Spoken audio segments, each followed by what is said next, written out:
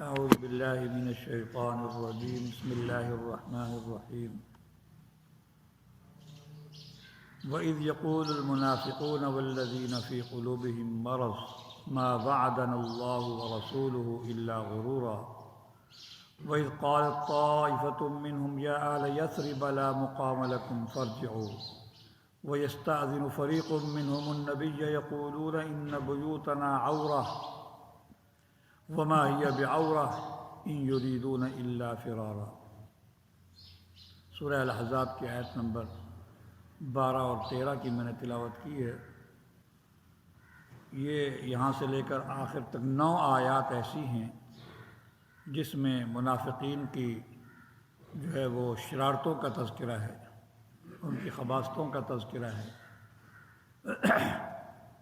یہود اور منافقین یہ شروع سے ہی اسلام کے خلاف سازشیں کرتے آئے ہیں، تو اس میں بھی انہی چیزوں کا تذکرہ ہے۔ فرماتے ہیں وَإِذْ يَقُولُ الْمُنَافِقُونَ وَالَّذِينَ فِي قُلُوبِهِم مَّرَضٌ، وہ وقت بھی یاد کرو جب منافق اور وہ لوگ جن کے دلوں میں بیماری تھی، جن کا اعتقاد مثال کے طور پر کمزور تھا، وہ یوں کہنے لگے مَا وَعَدَنَا اللَّهُ وَرَسُولُهُ إِلَّا غُرُورًا، کہ اللہ اور اس کے رسول نے تو ہم سے بس دھوکے کا ہی وعدہ کیا ہے، جھوٹا وعدہ کیا ہے، سچا وعدہ نہیں کیا۔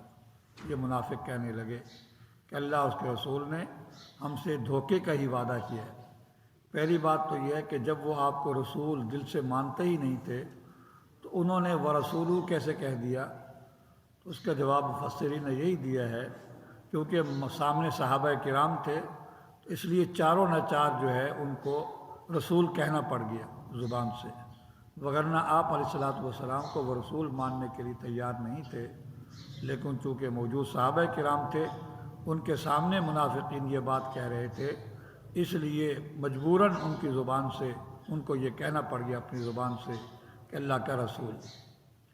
اور دوسری بات یہ مفسرین کرام نے یہاں لکھی ہے کہ جب حضور علیہ السلام اور صحابہ کرام رضی اللہ تعالیٰ عنہم اجمعین خندق کھود رہے تھے تو ایک پتھر آیا، اس پر جب حضور علیہ السلام نے کدال لگائی اس سے روشنی پھوٹی، تو حضور علیہ السلام نے صحابہ کرام سے ارشاد فرمایا اس میں بشارت ہے کہ یمن اور فارس اور کسریٰ اور روم اور اسی طرح حیرہ کے محلات اور شہر ہمارے قبضے میں آئیں گے۔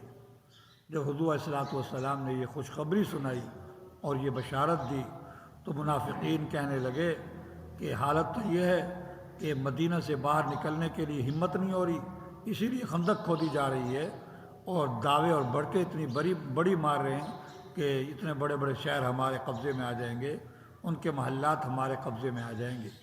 تو یہ اللہ اس کے رسول سے ہم سے دھوکے کا وعدہ کر رہا ہے، ہم سے جھوٹ بول رہا ہے، نعوذ باللہ من ذلک۔ تو اس طرح کی باتیں منافقین کرنے لگے۔ وَإِذْ قَالَتْ طَائِفَةٌ مِّنْهُمْ يَا أَهْلَ يَثْرِبَ، ان میں سے ایک گروہ یہ کہنے لگا اے اہل یثرب لا مقام لکم، یہاں ٹھہرنے کی جگہ نہیں ہے، بس لوٹ جاؤ۔ روایات میں آتے یہ کہنے والا رئیس المنافقین عبداللہ بن ابی بن سلول تھا، اور کچھ اور منافقین بھی تھے۔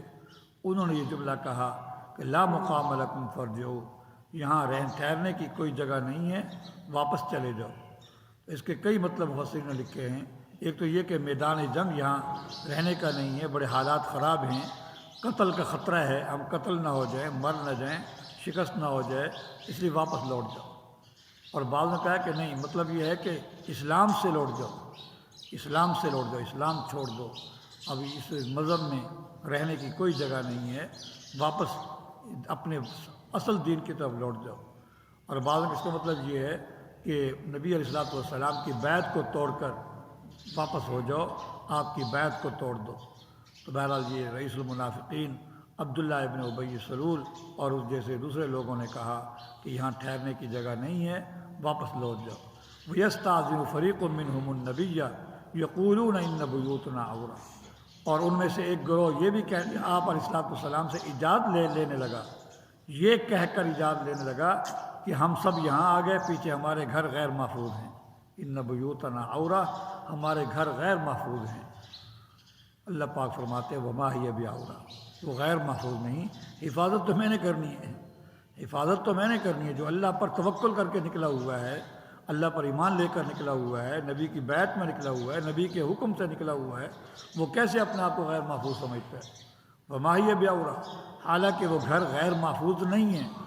ان یریدون الا فرارا، بس وہ اصل میں بھاگنا چاہتے ہیں، یہاں سے میدان جنگ سے بھاگنا چاہتے ہیں، تو اس کے لیے ان کے پاس بس وہ ہزاروں بہانے بنائے ہوئے ہیں، کبھی کوئی بہانہ کبھی کوئی بہانہ، کبھی یہ کہ میرا بچہ بیمار، کبھی یہ کہ میرا گھر غیر محفوظ، کبھی کوئی مجبوری کبھی کوئی مجبوری۔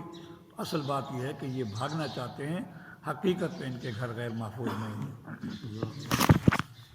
الحمدللہ۔